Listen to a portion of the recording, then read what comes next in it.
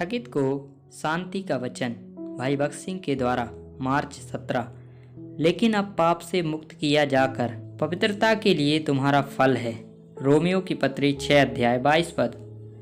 जब कोई घाव संक्रमित हो जाता है तो उसमें मवाद भर जाता है, लेकिन जब वह ठीक हो जाता है तो आप पाते हैं कि पुराना मांस धीरे धीरे सूख रहा है और नया साफ मांस बन रहा है। इसी प्रकार जब प्रभु यीशु का जीवन हमारे भीतर आता है तो पुरानी बातें जैसे घृणा, द्वेष, ईर्ष्या और शत्रुता सूख जाती है और उनके स्थान पर नई प्रवृत्तियां प्रकट होती हैं। कुलुस्सियों की पत्री 3 अध्याय का 8 से 10 पद। इसलिए हम पढ़ते हैं, इसलिए परमेश्वर के चुने हुओं के समान पवित्र और प्रिय, दया और कृपा और मन की नम्रता और धीरज धारण कर लो।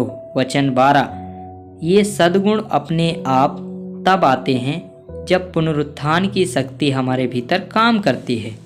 हर कोई जिसने आपके साथ गलत किया है, आपको क्षमा करने की इच्छा होगी।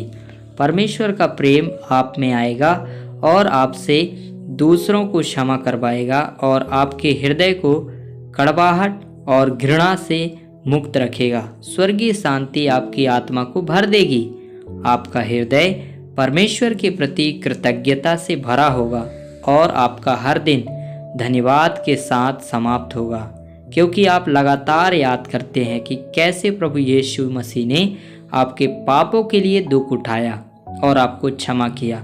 प्रभु यीशु मसीह के साथ उनकी मृत्यु, गाड़े जाने और पुनरुत्थान में यह 3 गुना एकता हमारे जीवन को उनके पुनरुत्थान की दिव्य शक्ति से भर देगी और हमारे जीवन को हारून की छड़ी की तरह बनाएगी, जिसमें कलियां फूटी थीं और बादाम निकले थे।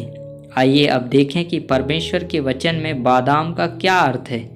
फिर यहोवा का यह वचन मेरे पास पहुंचा, हे यिर्मयाह, तुझे क्या देख पड़ता है? और मैंने कहा, मुझे बादाम के पेड़ की एक टहनी दिखाई देती है। तब यहोवा ने मुझसे कहा, तूने ठीक देखा है। परमेश्वर अपने वचन में जो भी घोषित करता है वह एक दिन पूरा होगा। परमेश्वर के मुख से जो कुछ निकला है वह अवश्य होगा। उसका वचन विफल नहीं हो सकता।